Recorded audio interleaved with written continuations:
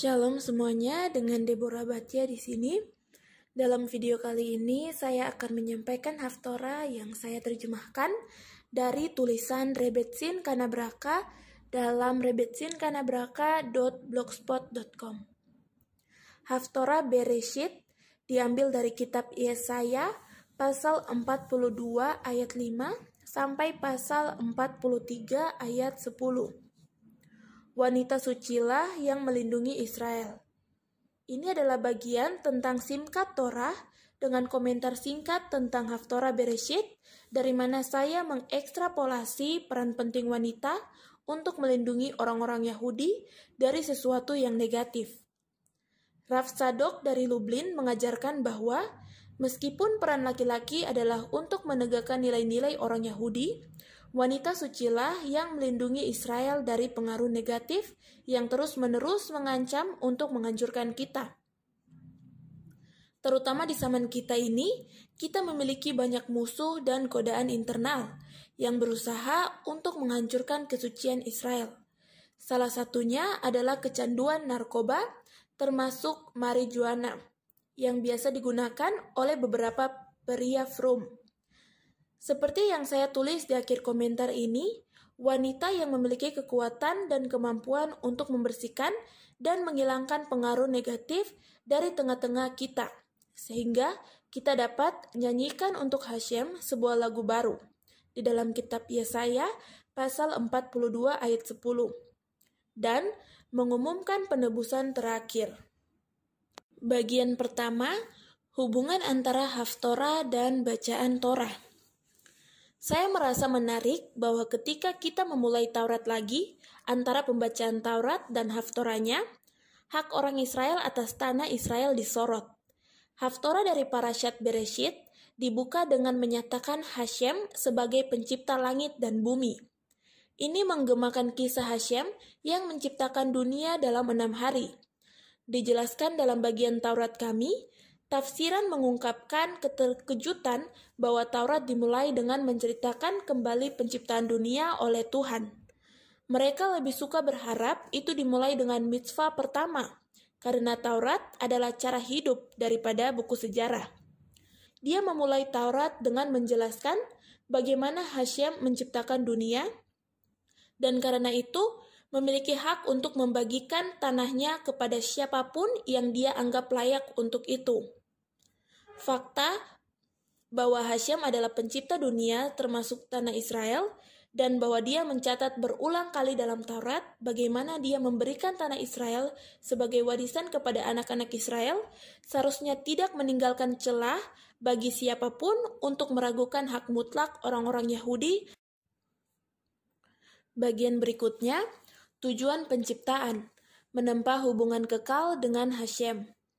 Konsep ini menghubungkan bagian Taurat dengan haftorahnya, yang menguraikan hak istimewa dan tanggung jawab bangsa terpilih.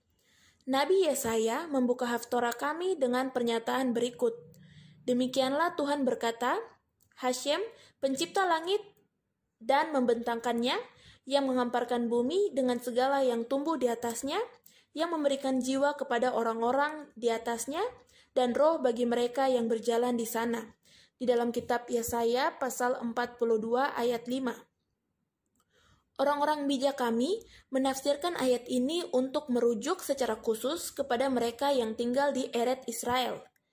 Mereka menyimpulkan bahwa bahkan seorang pelayan non-Yahudi yang tinggal di tanah Israel akan mendapatkan hidup yang kekal. Selain itu, bahkan seseorang yang hanya melewati tanah suci akan mendapatkan semangat yang tinggi di Olam Haba. Bagian berikutnya, tanah Israel, tanah hubungan kekal. Karena tujuan dari seluruh ciptaan adalah agar orang-orang mengenali Hashem sebagai Raja dan membangun hubungan yang berkelanjutan dengannya, David Siegel menjelaskan bahwa secara khusus di tanah Israel, apakah kita memiliki hak istimewa untuk mengalami hubungan dengan Hashem yang begitu intens sehingga itu menjadi abadi. Bahkan, mengunjungi Eret Israel menghasilkan perasaan kedekatan yang intens dengan Hashem yang diterjemahkan ke dalam keabadian. Oleh karena itu, siapapun yang pantas untuk memasuki Eretz Israel memenuhi tujuan Hashem dalam penciptaan. Bagian berikutnya, Hashem meledak seperti wanita dalam persalinan. Ada satu metafora feminin di Haftorah kami. Hashem membandingkan dirinya dengan wanita dalam persalinan. Namun, yang mengejutkan, alih-alih menggambarkan kelahiran yang akan datang, citra maskulin tentang kehancuran digunakan. Saya diam sejak dahulu kala, saya diam, saya menahan diri. Sekarang, aku akan menangis seperti wanita yang kesusahan. Aku akan terengah-engah dan sekaligus tersengal-sengal. Di dalam kitab Yesaya pasal 42 ayat 14. Metsudat David menjelaskan bahwa ayat ini menggambarkan bagaimana Hashem menahan amarahnya dan tetap diam dan begitu lama tentang ketidakadilan yang dialami bangsa-bangsa terhadap Israel. Namun, mulai sekarang dia akan mengaum dengan suara seorang wanita yang sedang bekerja untuk menghancurkan semua musuh Israel. Menurut Radak, Hashem berkata, "Saya telah menahan diri terlalu lama, tetapi sekarang saya tidak dapat lagi menanggung penderitaan saya.